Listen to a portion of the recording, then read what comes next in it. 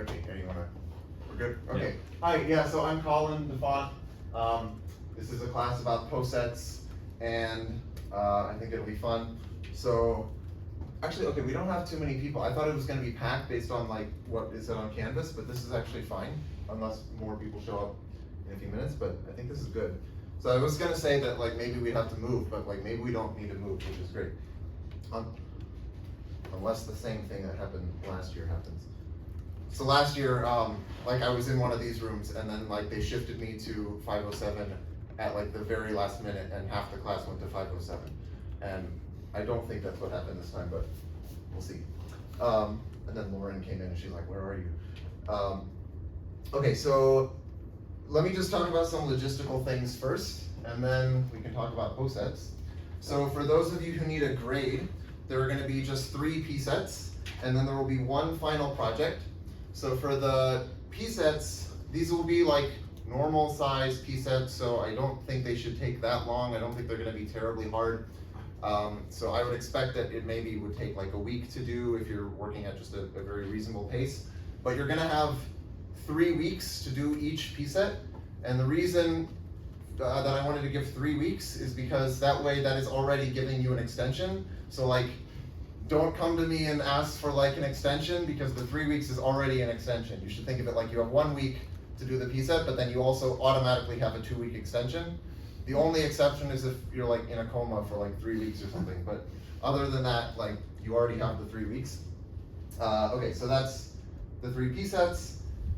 And for the final project, it'll be where you will read some paper from the literature that's about posets, and you will either write some expository paper about this, which is maybe 4 to 10 pages, or you can give an in-class presentation, which will be maybe 20 to 30 minutes, depending on how I have to schedule, the number of people.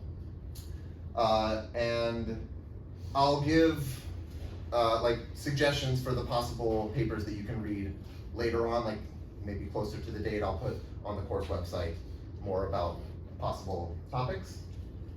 So the TAs, or maybe it's CAs. So the CAs for the class are Ellie Hodges, who's there with the camera, and Ilaria Seidel, who I guess can't make it on Tuesdays, but she'll be here on Thursday. So I guess they will run office hours of their own. We'll send an announcement about that. Okay, yeah, so there will be an announcement about that on Canvas. And I have my own office hours on Thursdays from 1:30 to 2:30, at least for now. I mean, this could change if this just doesn't work for a lot of people. So let me know if this doesn't work for you. You can also schedule an appointment. So if you just email me, then, this is my email. I can set up times to chat one-on-one if you can't make it to the office hours, or you need to chat one-on-one for whatever reason. So feel free to just send me an email about whatever. Let's see, what else? There's the course website. So if you want to find the course website, I think there's a link through Canvas, but also if you just Google my name, I have my own personal website, and it's like a Google Sites thing. And if you go to like the teaching tab, then under that there's a place with posets, and that's for this class. And so that'll have things like the suggestions for the final projects. It'll have the syllabus, so you can see the whole syllabus and how the grades are distributed and everything. What else? Oh, I think somewhere in the syllabus there's something about like if you dress up for Halloween about something about posets, then you'll get like 0.5% extra credit, so you can do that. I think posets is actually reasonable to dress up. Like I dressed up as a poset like 10 years ago for Halloween, and it worked. And this is like not for this was not like a math thing. I just went to like an actual normal college party, but I was dressed as like a 7-element poset. There was some girl who was like, "You are the smartest person I've ever met." And I was like, "Who are you? I don't know who." I think she was drunk, but okay. Anyway, yeah. So that's Halloween. I think that's all the logistical stuff. Any other things I should mention before talking about posets? Any questions? Okay. Well then, yeah, then I will talk about posets. Okay. I wish this would move.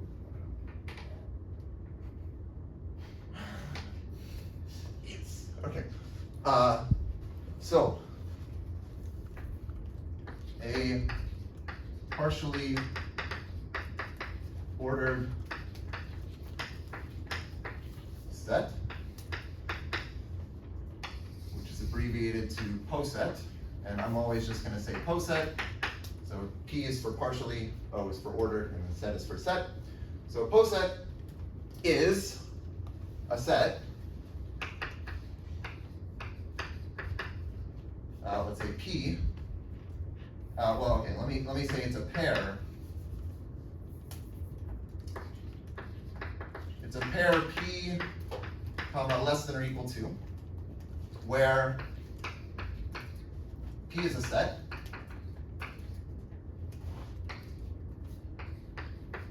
and less than or equal to is a binary relation on P that satisfies three properties. So that is, first of all, reflexive. So reflexive just means that for every element x, x is less than or equal to x. It has to be anti-symmetric.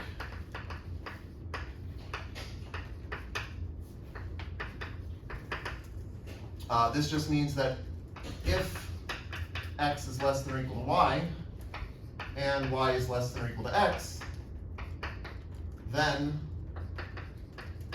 x and y have to be the same.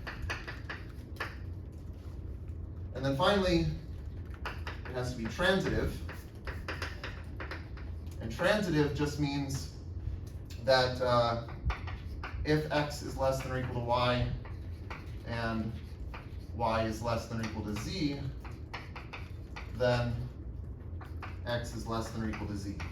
Oh, I remembered one other logistical thing, so let me go back to this box. I am recording the lectures, but if you're uncomfortable with this for any reason, then you should please send me an email, and then we can try to talk about that. So I'll just assume by default that you're okay with me recording the lectures, but if this is a problem, please let me know. Okay. Anyway, this is a Poset. So it's this pair P with this binary relation satisfying these properties. Typically, I'm not going to write the pair P comma less than or equal to. I'll just say let P be a Poset. So I will often write P instead of the pair P less than or equal to. This is like in group theory where, technically when you define a group, you say it's a set G together with a binary operation, which you might call like dot or something. But then usually when people talk about groups, they just say let G be a group. They don't say let G comma dot be a group. Well, sometimes they do that, but usually I'll just say let P be a Poset.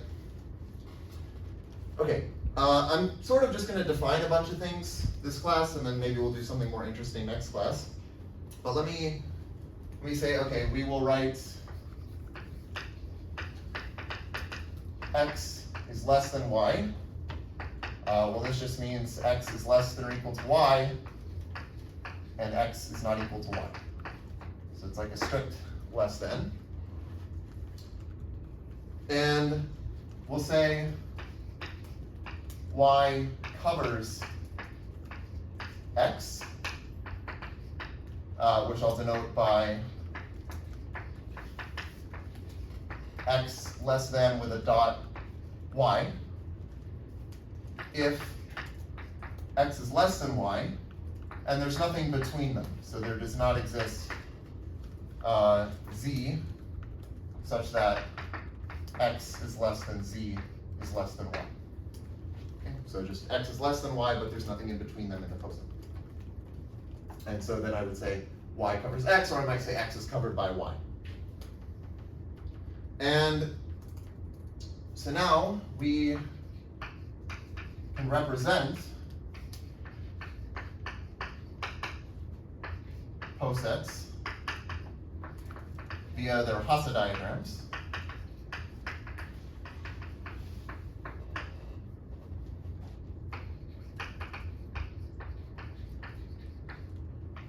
Oh, maybe I should say, well, this should be locally finite Posets.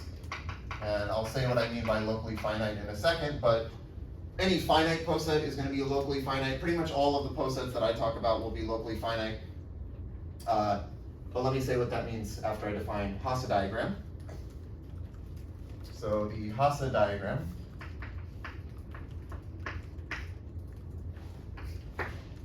is where we draw an edge. Well, okay, so I'll say the elements of P are the vertices of this diagram. So it's like a graph. And then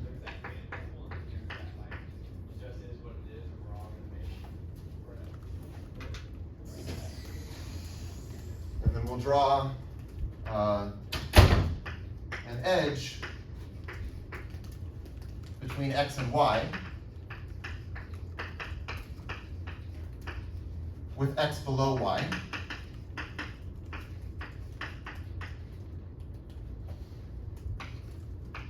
Whenever x is covered by y. So whenever I have a cover relation with x covered by y, I just draw x and y sort of above it and then an edge between them. So I'll draw an example of this in a second. Actually, yeah, let me do the example and then I'll go back to the locally finite thing. Yeah, there's not that much board space. Okay. Example. So the nth Boolean lattice,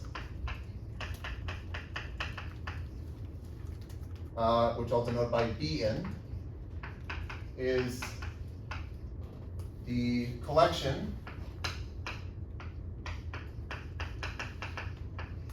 of subsets of the set of integers from 1 to n, which I'll denote by bracket n. This is just my notation for the numbers 1 through n. And the subsets are ordered by containment.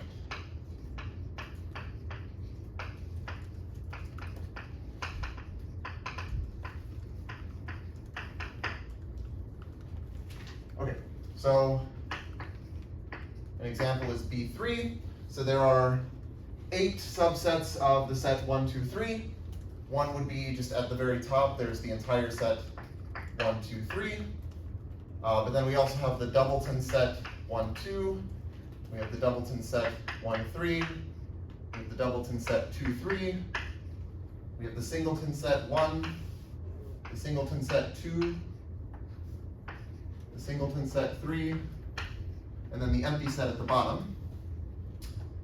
And the cover relations look like this. So the empty set is covered by the singleton set 1 because, well, the empty set is contained in the singleton set 1 and there's nothing between them in the containment relation. Similarly, 1 is contained in 1, 2, 2 is contained in 1, 2, and these are covering relations.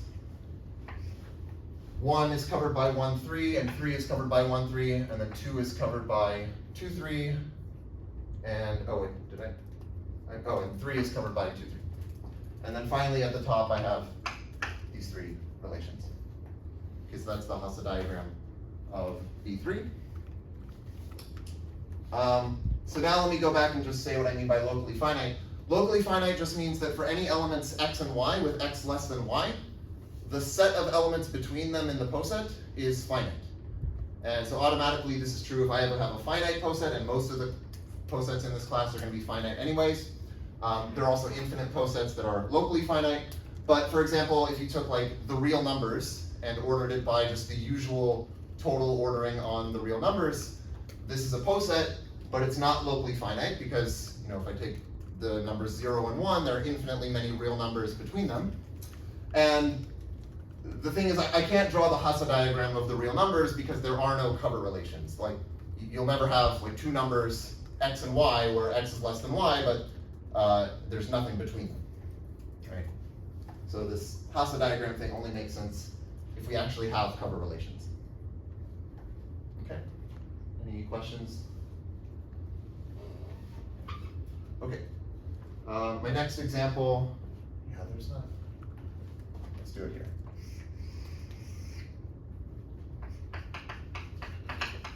This is Elliott's fruit post set.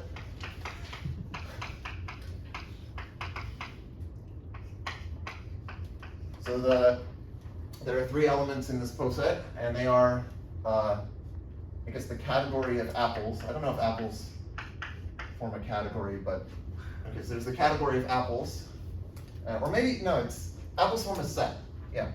In fact, actually, it's a finite set. So yeah, okay, so there's the set of apples, and then there's the set of oranges, and then there's the set of lemons.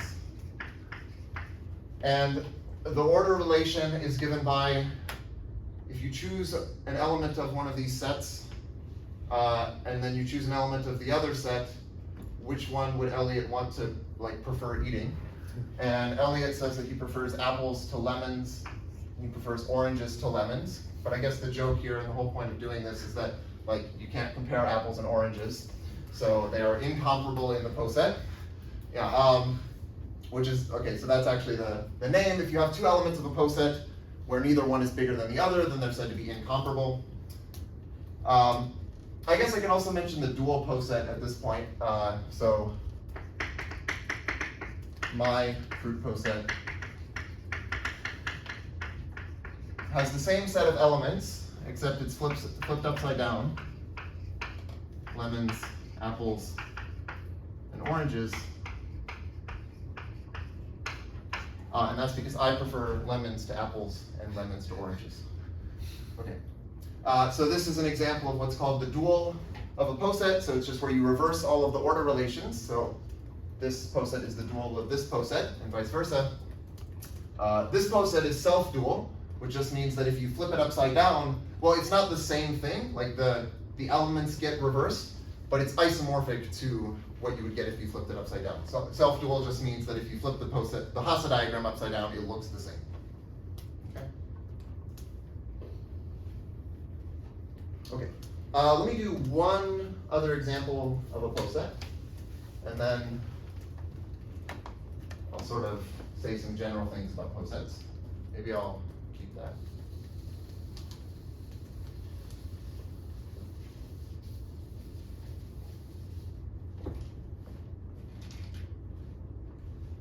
Okay. Example. An inversion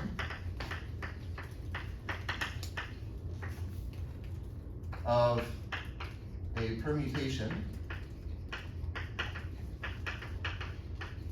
W in the symmetric group Sn. So here Sn is the nth symmetric group, so it's the group of permutations of the numbers from 1 to n. If you want, you can think of it as just orderings of the numbers from 1 to n, just written out like in a line. Or you can think of a permutation as a bijection from bracket n to itself. We could think of it both ways. So an inversion of a permutation W in Sn is a pair I, j with I less than j and W inverse of I greater than W inverse of j. So all this is saying is it's a pair of numbers that are out of order in the permutation. And I'm going to let inv of W, well, let me write it down here. Let inv of W be the set of inversions of W.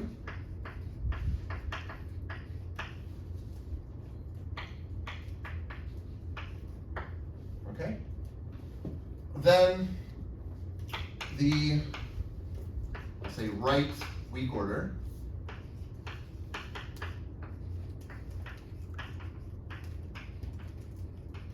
okay, so sometimes I'll just call this the weak order, but technically I should call it the right weak order because there's also something called the left weak order. There's not much of a difference because they're isomorphic to each other, but they are different as like actual posets in terms of the underlying set. So the weak order is the partial order on Sn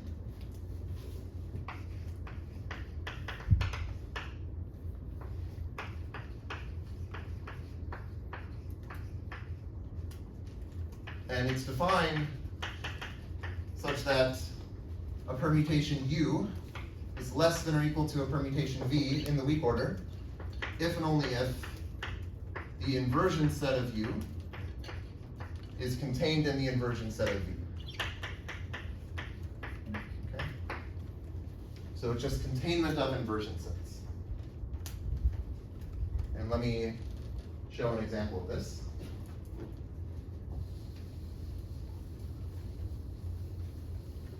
Oh no.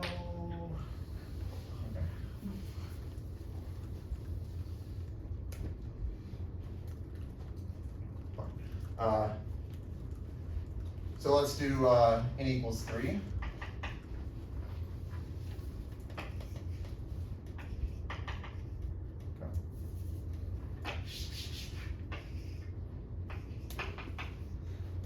Let's do n equals 3. So there's the permutation 3, 2, 1. We have the permutation 3, 1, 2, 2, 3, 1. Let's see, 2, 1, 3, 1, 3, 2, and 1, 2, 3. And actually, maybe I can ask for help here. Okay, so what is the inversion set of 1, 2, 3? Anyone? Empty set, yes. So there are no numbers that are out of order because it's just, they're in order. So the inversion set is empty. What is the inversion set of 2, 1, 3? 2.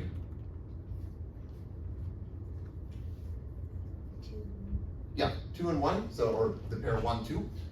So the empty set is contained in the singleton set consisting of the pair 1, 2. Similarly, the inversion set of 1, 3, 2 is just the pair 2, 3.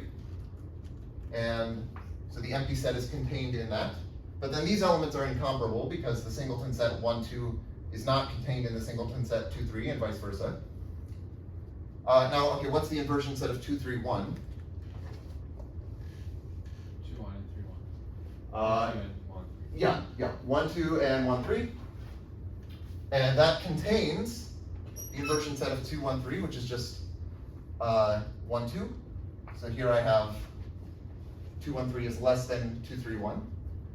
But this is 2, 3, 1 is not bigger than 1, 3, 2 because here the inversion is 2, 3, which is not an inversion of 2, 3, 1 because 2 and 3 are in the correct order. So I don't have a line there. But I do have this because, well, the inversion set of 3, 1, 2 is 1, 3, and 2, 3, and that contains just the pair 2, 3. But it doesn't contain 1, 2, so I don't have this relation here. And then finally, the inversions of 3, 2, 1 are just 1, 2, 1, 3, and 2, 3, and that contains all of them. So this is the weak order for S3. Okay. Okay. So maybe before giving more definitions, I'll just sort of say like, okay, why study posets? So maybe I'll do that over here. Or, well, I can start it here. Why study posets?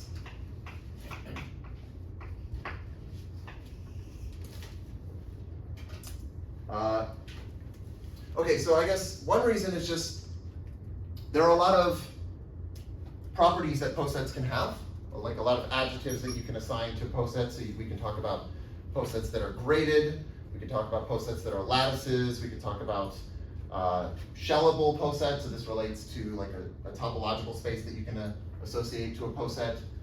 We can talk about posets that are self-dual, like what I was saying here.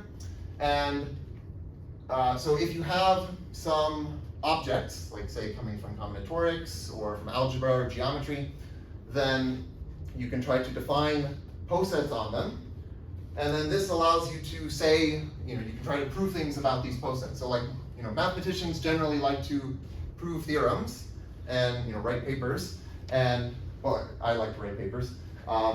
Some people don't like the writing, but, well, okay, mathematicians like to have written papers. And the point is that, okay, if you define like partial orders on objects, then that gives you things that you can prove, and then you can write papers. And so that's the first reason. Okay, so one is you can define posets, and then you can prove theorems about them, and then you can write papers. Okay, so that's reason one. Reason two is, so they can lead you to ask interesting questions. So there might be some interesting set of objects that you're considering from some point of view. And maybe once you define a partial order on them, that leads you to ask an interesting question that you wouldn't have asked otherwise. So I'll give an example. So let me just say partial orders often lead to interesting questions.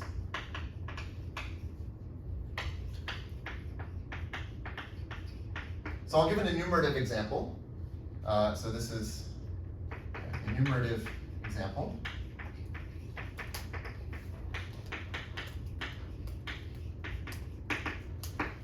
So let me take the weak order on Sn, like I defined here. So, okay, let's take, so weak order on Sn. Well, if you're interested in enumerative combinatorics, meaning you want to count things, sort of the first obvious question you could ask is how many elements does this have? So, okay, the number of elements of Sn. Well, this is easy, it's just the number of permutations of size n, which we know is n factorial. So that's an easy enumerative question. But then once you've defined the weak order, there are other things that you can try to count related to this poset. So you could say, well, how many maximal chains does this have? So I should say, what is a chain? It's a subset that is totally ordered. You can think of this as starting at some element and then going up to another element and then going up to another element. And so you just keep going up some number of times. And a maximal chain is a chain that cannot be extended to a larger chain. So this poset here has two maximal chains. One of them is just, if I take this element, this element, this element, this element, so that forms this maximal chain here. Right, so I can't extend it to a larger chain. And then, of course, there's the other maximal chain that just goes up the other side like this. And those are the only two maximal chains in this poset. So for n equals 3, the answer to the number of maximal chains is 2. But then you can say, okay, well, for larger values of n, how many maximal chains does the weak order have? And this actually is very non-trivial. So this is a result due to Richard Stanley. And the proof is quite involved, and it actually uses a lot of interesting things like promotion. It has relations to dynamics and stuff. And the answer is, so I'm not going to prove this, but it's a very cool theorem. It's n choose 2 factorial divided by 1 to the n minus 1 times 3 to the n minus 2 times 5 to the n minus 3, and so on until 2n minus 3 to the power of 1. So it's this like crazy product formula, and it's kind of ridiculous, but yeah, it's true. And I guess if you set n equals 3, hopefully, although I didn't check this, but if you set n equals 3, you should get 2. So anyway, yeah, so this is like some question that, you wouldn't, if you're just thinking about permutations, you wouldn't think like, okay, how many maximal chains, because that's like not something that you would normally associate to just the set of permutations. But once you put this partial order on it, then this is a natural question, and then it has like this very interesting answer. Okay. Okay. Reason number 3.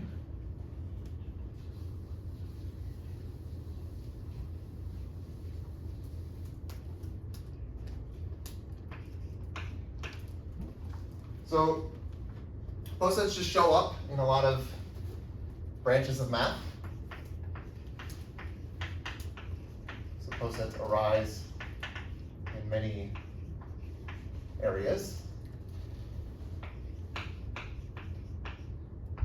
such as, well, there's algebra. So some examples of posets showing up in algebra would be like the lattice of subgroups of a group, right? So if you think about when you first learned group theory, you learned about things like the isomorphism theorems, and I think one of them is like the fourth isomorphism theorem, which talks about the lattice of subgroups of some group. And this is just a statement about posets, because you're just taking all of the subsets of your group, or sorry, the subgroups of your group, and you're just ordering them by containment. So this is like subgroup lattice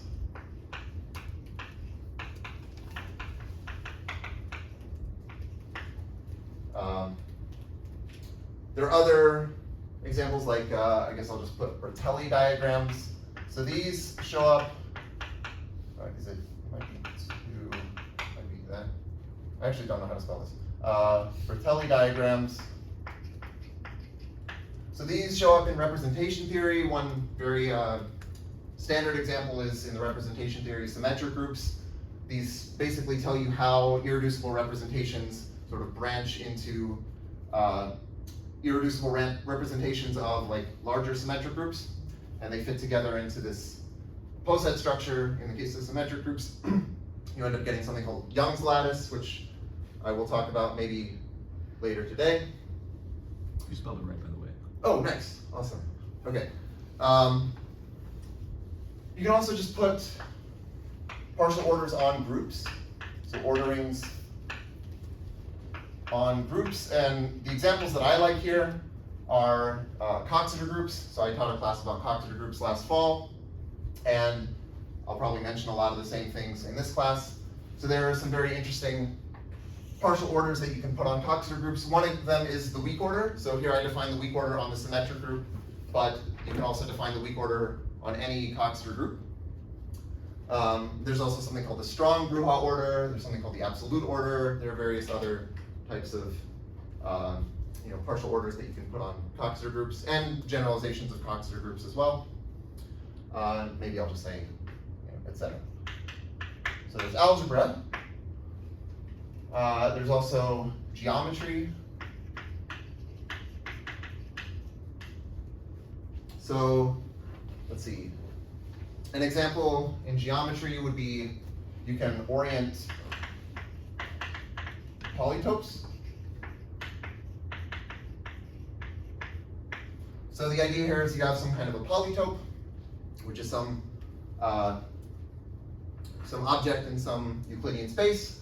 It has vertices and edges, and if you choose some linear functional and you use it to orient your polytope in some direction, this can give you a partial order on the set of vertices, and you might be interested in like if the given a poset, you can try to realize it as what's called the one skeleton of a polytope. So this is something that I might talk about a bit later in the class. But anyway, these show up in an interesting way. Oh, maybe one example I'll just mention is like, this is a hexagon, right? So like here I've sort of oriented a hexagon, and that gives me a poset. And in fact, more generally, the weak order on Fn can be thought of as an orientation of a polytope in an n-1 dimensional space, and this is called the permutahedron. And it has a lot of interesting geometric properties. Let's see, we can also look at face lattices. So this is also dealing with polytopes. So if you have a polytope, it'll have a bunch of faces. Some of them are zero-dimensional faces, which are the vertices. It'll have one-dimensional faces, which are the edges. And then it'll have two-dimensional faces and maybe higher dimensional faces. And you can look at how these faces are contained in each other. So like zero-dimensional faces will be contained in some one-dimensional faces. And those will be contained in two-dimensional faces and so on. So you can just order the faces by containment. This gives you some interesting poset that you can try to study. Let's see, what else do I have? This is sort of similar, but you can look at cell complexes. So this is like a topological thing where you have these cells, which are sort of like balls, and you're gluing them together to form some interesting topological space. And you want to know how these cells are contained in bigger cells. That allows you to define a poset. Maybe one other example I'll just say is the poset of regions.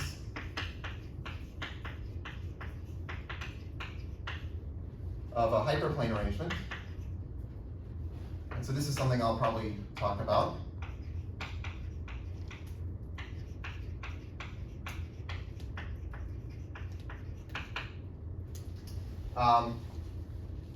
So this is where you have some, let's say you're in Euclidean space Rn, and you have some linear hyperplanes. So these are just n-1 dimensional subspaces, and they're going to cut the space into a bunch of components called regions.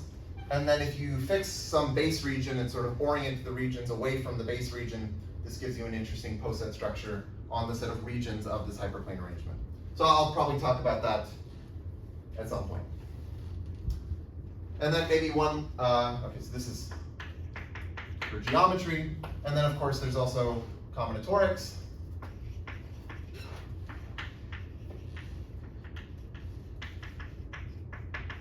So for pretty much every class of combinatorial objects, someone has tried to define some partial order on it.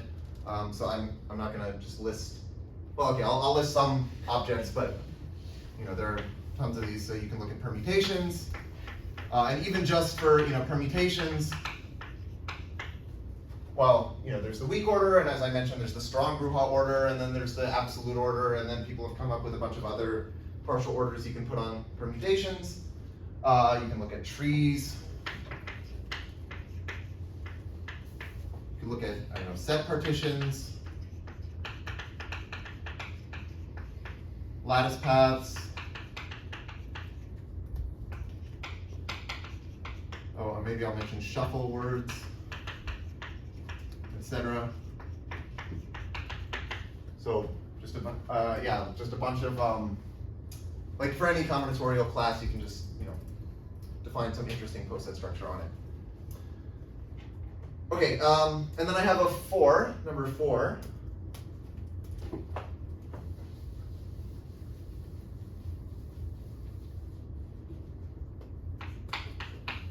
This is the last of them. Okay, this is where posets arise from these areas. So like from algebra, you can define posets coming from the algebra, and you can define posets coming from the geometry, and you can define posets coming from the combinatorics. But you can also go in the reverse and say if you're given some objects, or sorry, if you're given some poset, that can give you an object that you can study from one of these perspectives. So yeah, I'll just say posets give rise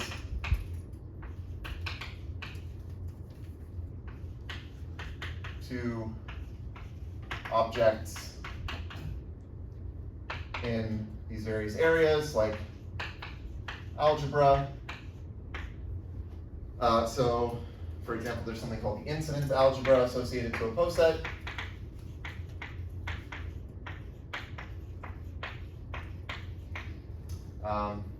You can also look at lattices. So I'll define lattices some point soon in the class. These are basically posets where for any two elements you can find a greatest lower bound for those two elements and a least upper bound. And you can think about this just order theoretically, like as posets finding least upper bounds and greatest lower bounds, or greatest lower bounds and least upper bounds. But you can also think about this algebraically by saying that these two operations of finding greatest lower bounds and least upper bounds, those are like algebraic operations, and you can study them algebraically. I don't think I'm going to do that perspective in this class, but there are people who do this, and they look at things like free lattices and quotients of free lattices, and sort of taking an algebraic perspective of lattice theory. Okay, so there's algebra, there's geometry. So if you're given a poset, you could define what's called the order polytope. So over here I was saying, if you're given a polytope, you can use it to define a poset. But here, if you're given a poset, you can use it to define a polytope, and it is a polytope that encodes the structure of the poset. So I'll probably talk about this at some point. There's also something called the chain polytope. So there's a famous paper by Richard Stanley called Two Poset Polytopes, and in that paper he discusses the order polytope and the chain polytope and the relations between them. Then there are probably other things you could put in this list. In topology, there's something called the order complex associated to a poset. So this is some topological space that you can get from the chains of the poset. Actually, it's easy to define, so I already defined what a chain in a poset is. It's just a subset that's totally ordered. And the collection of chains of a poset form what's called a simplicial complex, and you can think about simplicial complexes topologically, and you can try to study them from that point of view. And I might talk about this toward the end if I have time, I'm not sure. And then one other thing I'll put in this list is dynamics.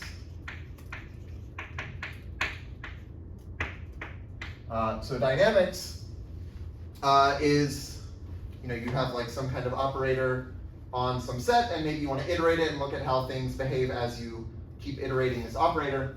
And there are some, so I like dynamics coming from Posets, so I'll probably talk about that even starting next class. And two of them that I'll mention are something called row motion, which I think I'll define next class, and something called promotion. And then there are others as well, but these are sort of, I think, maybe the two most famous ones.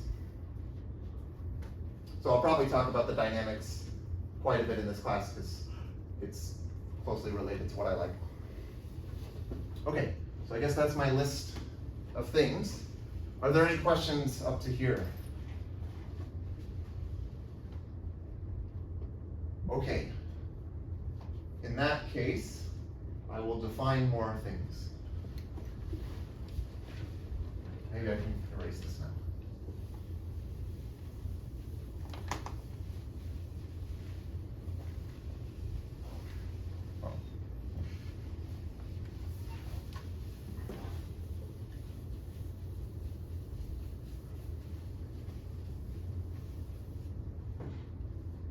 So I think, yeah, I just have to start by defining a bunch of things, but then hopefully we'll have not as many definitions as we go on, or it won't be so dense with definitions, but I think the definitions aren't bad. Let's see, so I think I mentioned this before, but elements of a poset, well, let me say elements x and y of a poset are comparable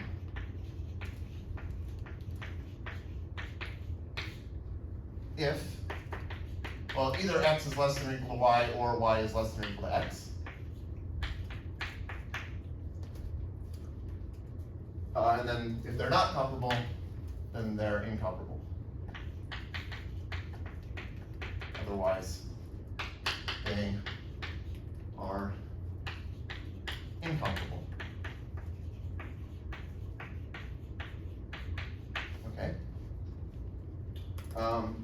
Yeah, I also mentioned chains, but let's just say, so there are two ways we can think about chains. So a chain, I could say, is just a poset. Is a poset in which any two elements are comparable.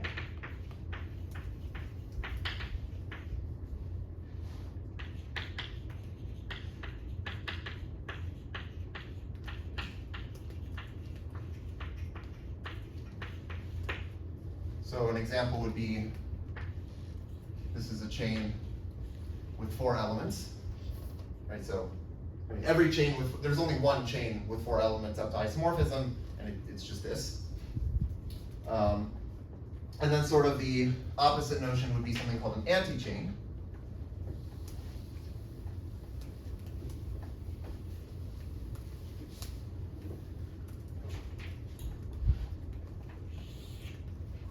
And anti-chain is a poset in which any two elements are incomparable.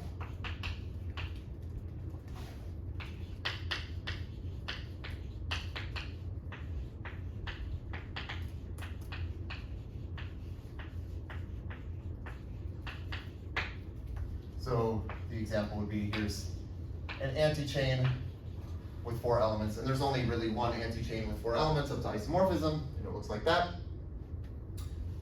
And then this is sort of what I was saying earlier, but we can view any subset of a poset as a poset. So we view a subset of a poset as an induced subposet.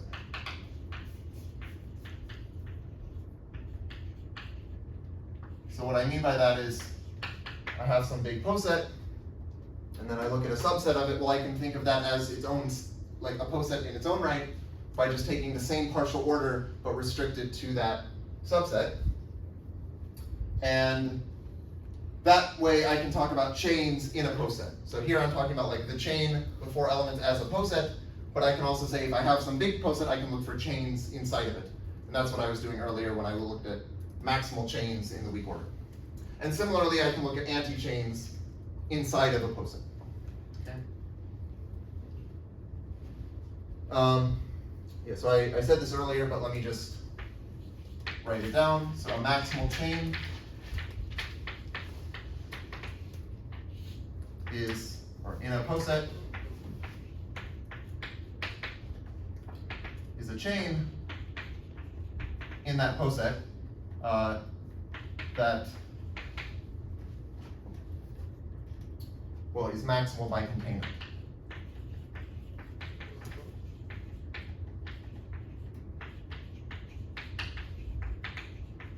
So it can't be extended to a bigger chain.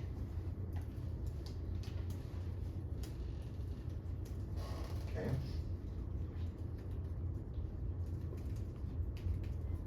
So, okay, another definition. So we'll say a poset is ranked if it has what's called a rank function,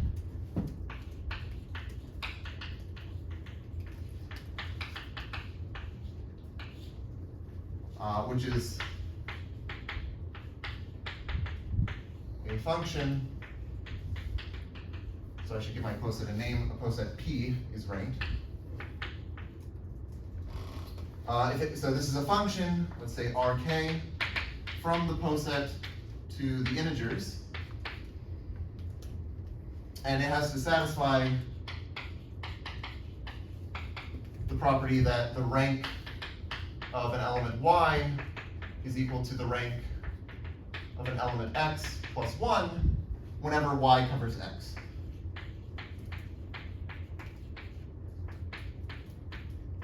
So I guess here I'm sort of assuming locally finite so that I have cover relations.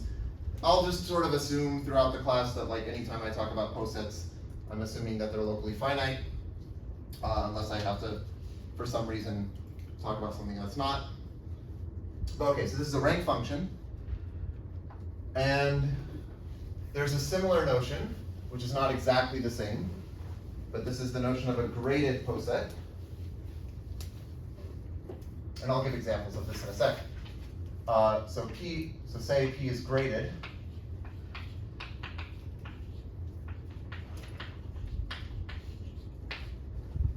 If all maximal chains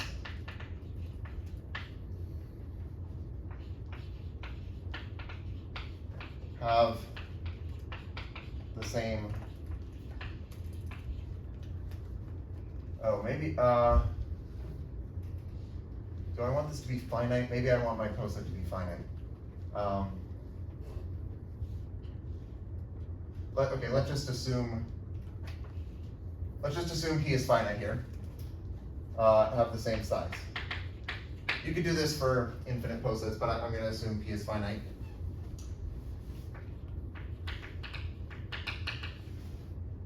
Well, actually, okay.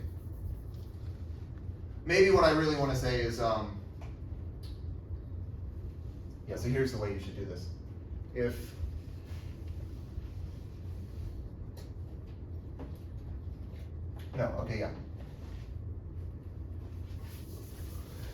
Say a finite poset P is graded if all maximal chains have the same size.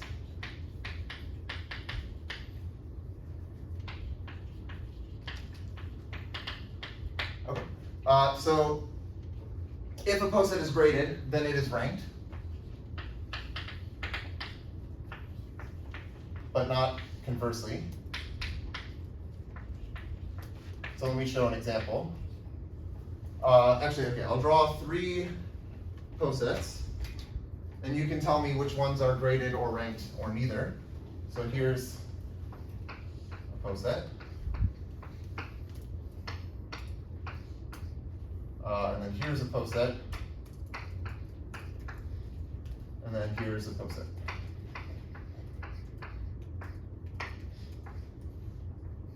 Okay, so what adjectives among graded or ranked apply to this poset? Sorry? The first one? Yeah, to the first one. It's graded and ranked. Yes, it is graded and therefore also ranked. So you can see it's graded because, well, there are actually only 3 maximal chains. There's like this one, and this one. They all have 4 elements, so it is graded. And it's also ranked. And you can see the rank function by just, well, the rank function basically says that there are like levels, and you can assign, so this would be like level 1, so this would be rank 0, let's say. This is maybe rank 1, rank 2, and rank 3. And so rank is just saying that whenever you go from one level up to the next level, or whenever you go up an edge, you're going from one level up to the next level. So you have these well-defined ranks. Okay, so what about the second one? It's ranked but not graded. Right, so this is ranked but not graded because, well, again, we can define, maybe this is rank 0, rank 1, rank 2, so this would have rank 1 as well.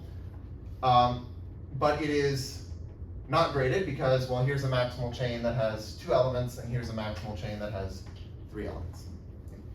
And then what about the last one? Neither, right. So, yeah, this is just because, like if you try to define a rank function, like if I tried to do this, I could say, well, maybe this element has rank 0, and then because of the rule, this would have to have rank 1, this element would have to have rank 2, this element would have to have rank 3, and then because of the rule, this has rank 0, so this would have to have rank 1, but now I have this cover relation where the difference between the ranks is 2, and that's violating what it's supposed to be. So this just doesn't, you can't define the rank function here. And it's also not graded because, well, here's a maximal chain with 4 elements, and here's a maximal chain with 3 elements. Okay? Okay.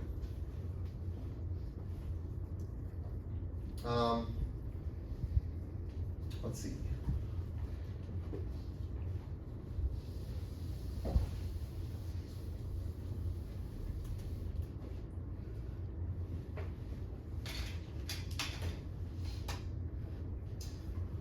So if I take 2 elements x and y in my poset P, let's say with x less than or equal to y, the interval between them, interval from x to y, is the set, well, I'll denote it by bracket x comma y, and this is just the set of elements that are between x and y, including x and y. So it's the set of z in the poset such that x is less than or equal to z, which is less than or equal to y. And we can also think of intervals as subposets. So sometimes I'll talk about an interval, but I'll be thinking about it as a poset in its own right. And maybe I'll just note that another way of defining cover relations is to say that the interval between the 2 elements has size 2. So x is covered by y if and only if the interval from x to y has cardinality 2. This is just x and y. Okay? Okay, so that's a lot of definitions. Maybe I'll define, or I'll give an example, give more examples of posets, sort of easy examples. let's see. Where'd my chalk go? Oh. Okay, examples. I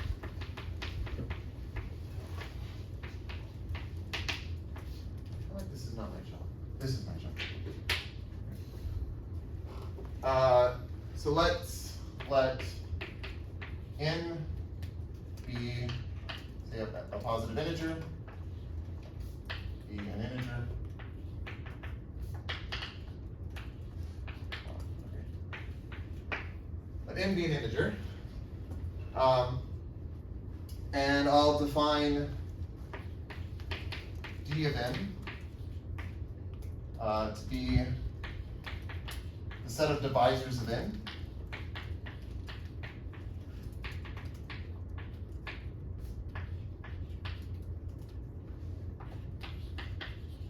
Ordered by divisibility.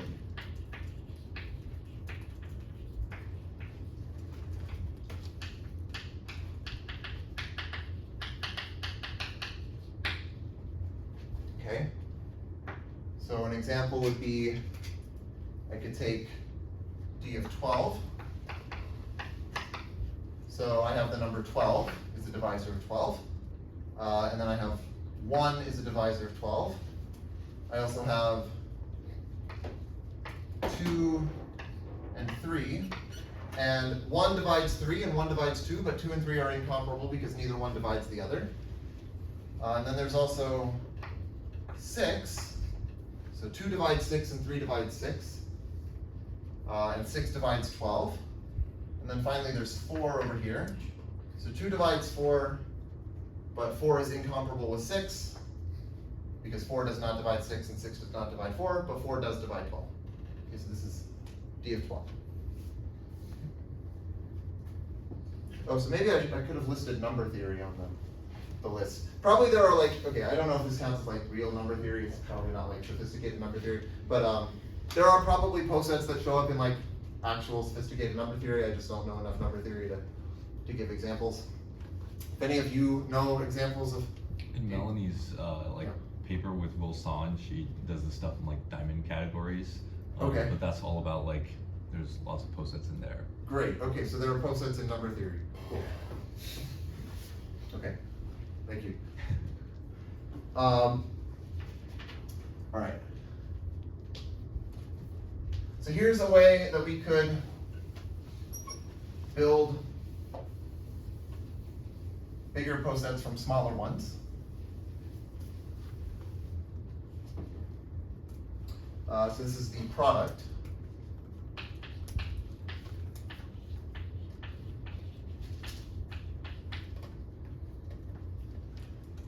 So the product of posets, well, how should I write this? Yeah, the product of posets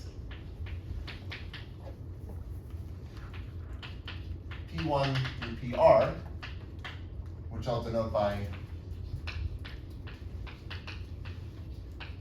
P1 cross cross PR, is the poset where, so the underlying set is just going to be the Cartesian product of P1 through PR. So the underlying set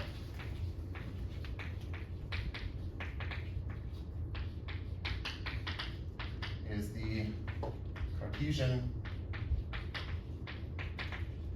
product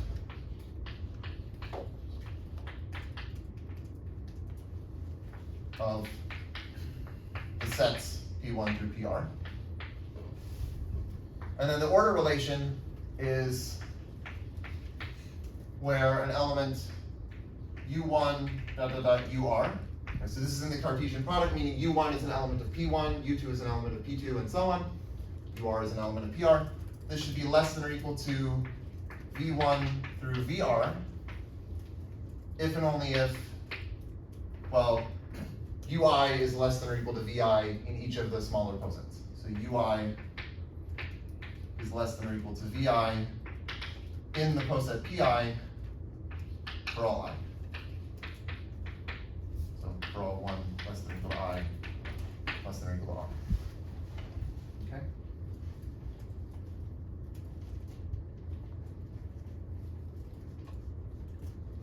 So an exercise, I don't know if this is like a PSAT exercise, but it's just sort of a simple exercise. Show that for any positive integer n, the divisor poset d of n is a product of chains.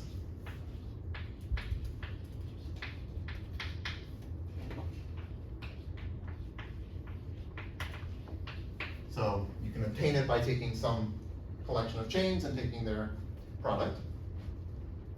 And then sort of a similar exercise is that, so show that the Boolean lattice Bn, so remember this is the lattice of subsets of the numbers from 1 to n ordered by containment. This is, I'll say, isomorphic to a product of a bunch of 2-element chains. So you just take a bunch of these 2-element chains, and there should be n of them. Okay.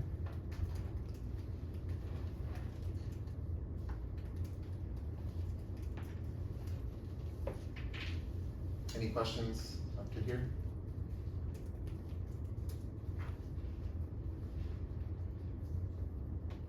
Okay.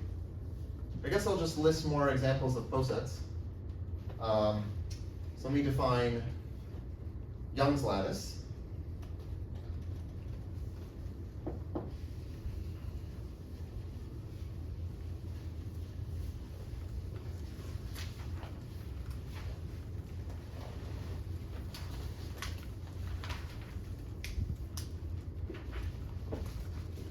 Okay, so this is Young's lattice.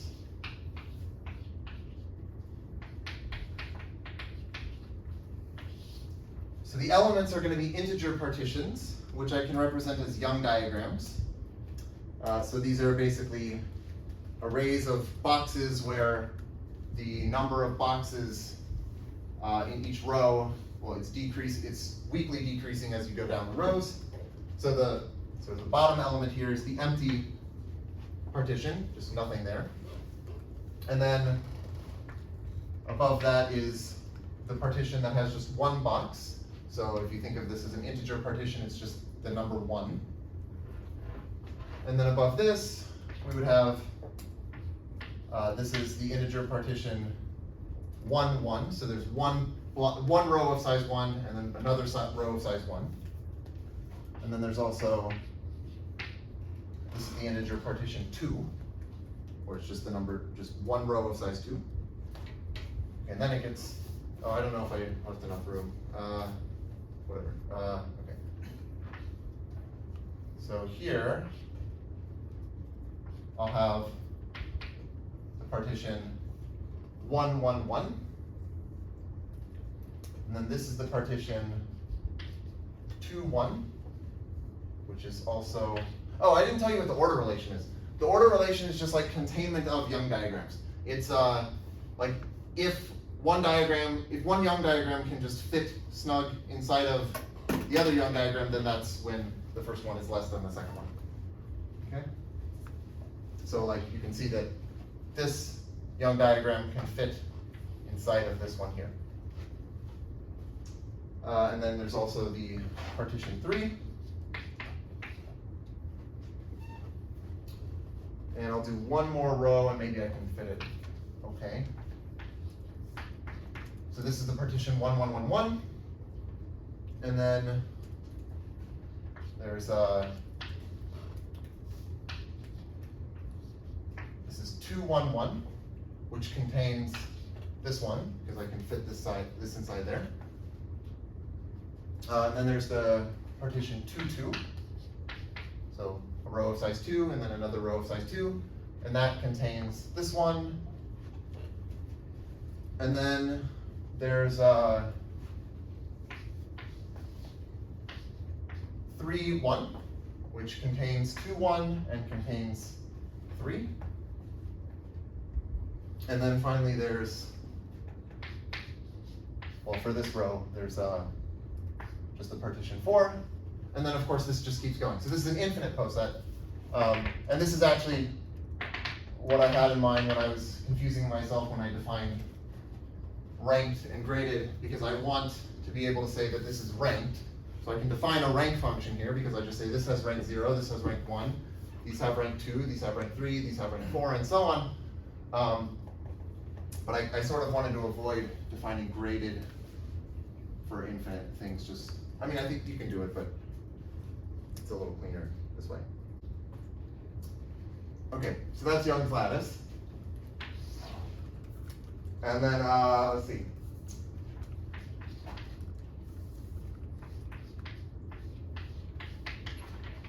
So there are also rooted trees.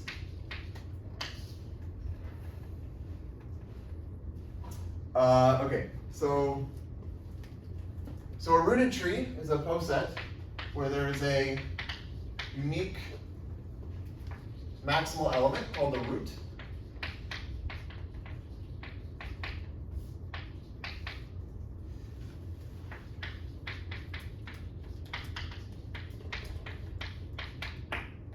And then every non-root element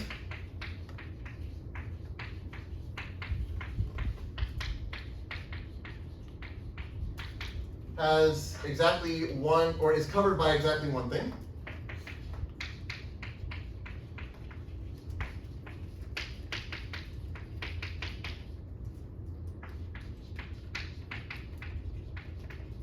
And that is called its parent.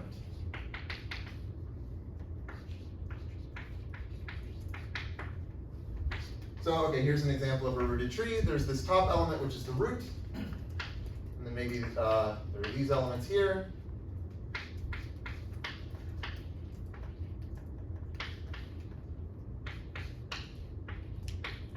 Okay, so this is a rooted tree.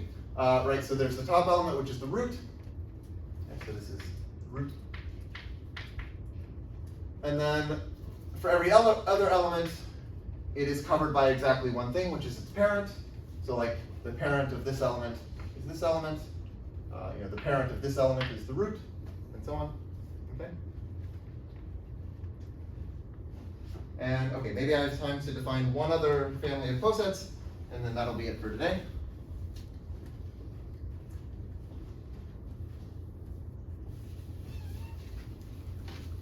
Praise the end.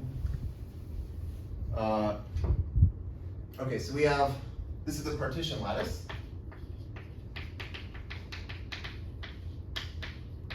So I'm going to use the word partition in 2 different ways. Here it was integer partitions, but now I'm talking about set partitions. So just, I guess we have to be mindful about which type of partition we're talking about. Here I'm talking about set partitions. So a partition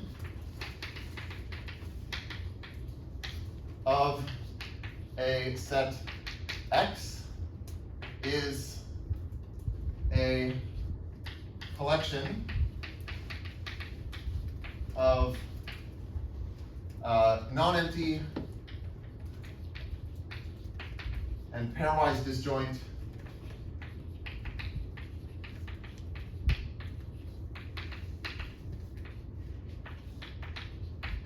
subsets of X whose union is X. So all I'm doing is just partitioning the set X into these subsets. And I should say that these non-empty pairwise disjoint subsets, these are called the blocks of the partition. Okay. And the order relation that we'll put on the set, so we'll look at the collection of all set partitions of a set.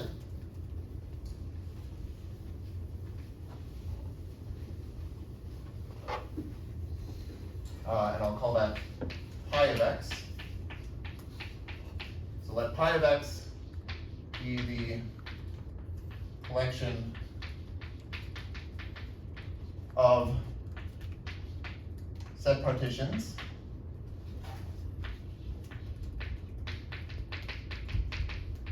of X,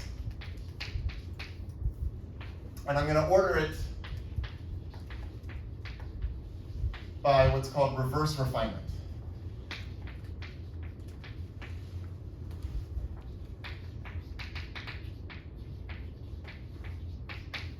So, yeah, reverse refinement just means that, well, okay, I'll tell you what it means.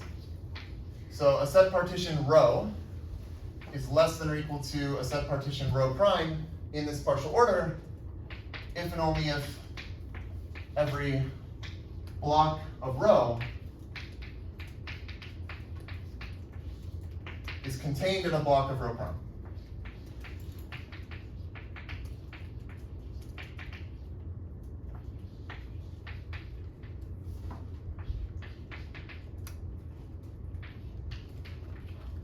So you can think of this as I'm going up the poset by merging blocks together. So let me show you an example of pi of the set bracket 3, and then it will be done. That clock is right? Like It's like 112, yeah. yeah, okay, cool. Just wanted to make sure. Okay, so this looks like this. The bottom element is just the set partition that has 3 singleton blocks, and I'm going to write it this way. So, right, it's kind of annoying to just draw a bunch of set braces flying around everywhere. So it's easier to just say, okay, this notation means I have the block consisting of just the singleton set 1, I have the block consisting of the singleton set 2, and then there's the block which is the singleton set 3. And then above that, I'll have 1, 2, bar 3. So this is the set partition where I have the block 1, 2, and then the block 3. And then I also have 1, 3, bar 2. So this is where I have the block 1, 3, and then the block 2.